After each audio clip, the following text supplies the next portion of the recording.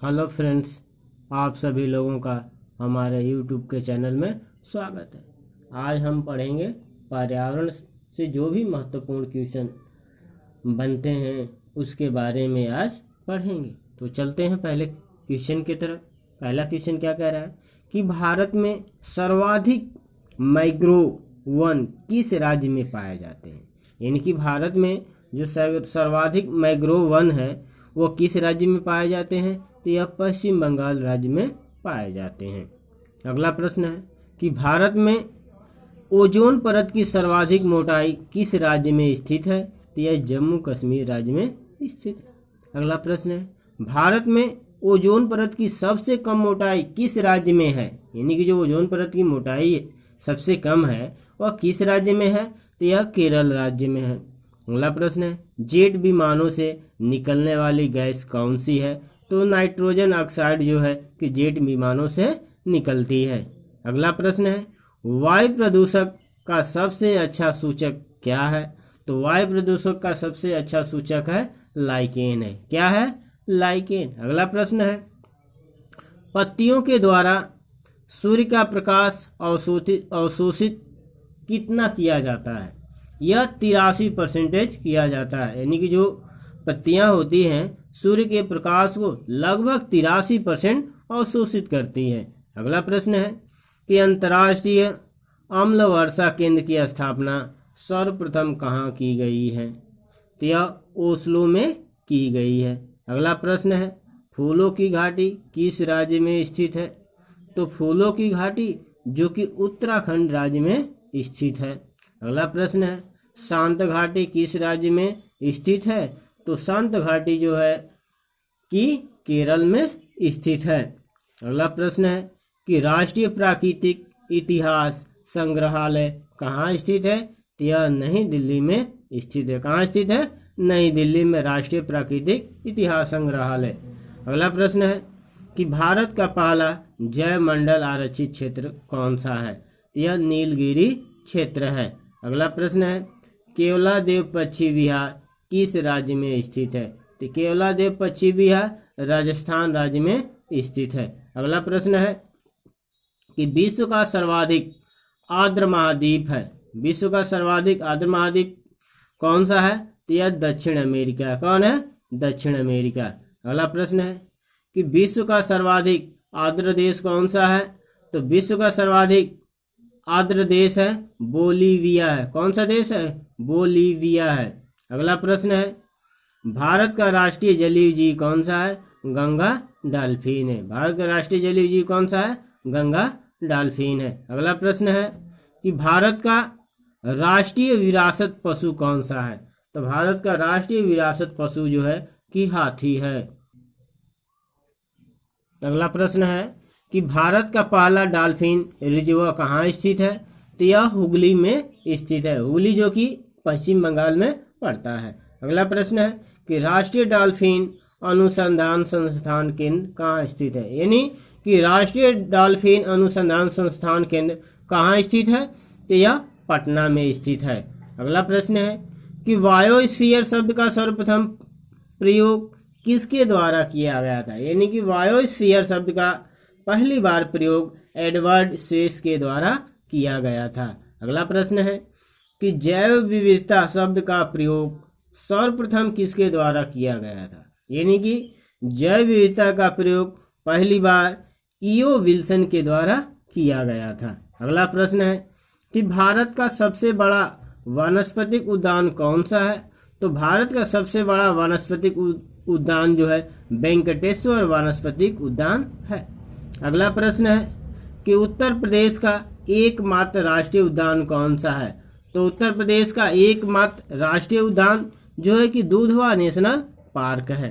अगला प्रश्न है भारत का पहला जैव मंडल आरक्षित क्षेत्र कौन सा है, तो यह नीलगिरी क्षेत्र है। अगला प्रश्न है नीलगिरी की पहाड़ियाँ किस राज्य में स्थित है, तो नीलगिरी की पहाड़ियाँ जो है कि तमिलनाडु राज्य में स्थित है। अगला प्रश्न है टाइगर स्टेट किस राज्य को कहा जाता है, तो टाइगर स्टेट जो कि मध्य प्रदेश को कहा जाता है। अगला प्रश्न है कि सर्वाधिक बाघ किस राज्य में स्थित है? तो सर्वाधिक बाघ जो है कि मध्य प्रदेश में पाए जाते हैं। तो यहाँ पे बाघों की संख्या कितनी है? 526 है। दूसरे स्थान पर आता है कर्नाटक का, तो यहाँ पे बाघों की संख्या कितनी है? 524 है। और तीसरे स्थान पर आता है उत्तराखंड। उत्तराखंड में बाघों की संख्या कितनी है? 442 है। यानी कि भारत में टोटल बाघों की संख्या कितनी है प्रेजेंट टाइम में? 2967 जो कि बाघों की संख्या है।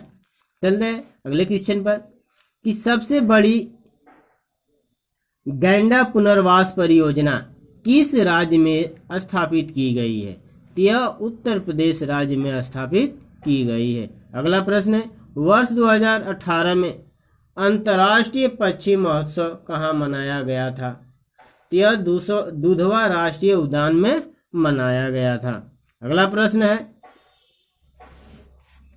कि भारत का सबसे ऊंचाई पर स्थित राष्ट्रीय उद्यान है, यानी कि भारत का सबसे ऊंचाई पर राष्ट्रीय उद्यान स्थित है तो वह हेमिस राष्ट्रीय उद्यान है। अगला प्रश्न है, एपी कल्चर का संबंध किससे है? तो एपी कल्चर का संबंध जो है कि मधुमक्खी पालन से है। किससे संबंधित है? मधुमक्खी पालन से है। अगला प्रश्न है, वीटी कल्चर का संबंध किससे है? तो वीटी कल्चर का संबंध जो कि अंगूर के खेती से संबंधित है। अगला प्रश्न है, पीसी कल्चर का संबंध किससे है? तो पीसी कल्चर का संबंध जो है कि मछली पालन से संबंधित है। अगला प्रश्न है कि सेरी कल्चर का संबंध किससे है? तो सेरी कल्चर का संबंध जो है कि रेशम कीट का जो उत्पादन किया जाता है उससे संबंधित है। अगला प्रश्न है कि हॉर्टिकल्चर का संबंध किससे है? तो हॉर्टिकल्चर का संबंध जो है कि फलों का उत्पादन से संबंधित है। अगला प्रश्न है, ओल्वी कल्चर का संबंध किससे है? तो यह जैतून की खेती से संबंधित है। अगला प्रश्न है कि फ्लोरिकल्चर का संबंध किससे है? तो फ्लोरिकल्चर का संबंध फूलों की खेती से संबंधित है। अगला प्रश्न है, सिल्वीकल्चर का संबंध किससे है? तो सिल्वीकल्चर का संबंध वन संरक्षण एवं संवर्धन से संबंधित है। अगला प्रश्न है कि मेरी कल्चर का संबंध किससे है? तो मेरी कल्चर का संबंध समुद्रीय जीव से है। अगला प्रश्न है कि भूरी क्रांति का संबंध किससे है? यानी कि भूरी क्रांति का संबंध किससे है?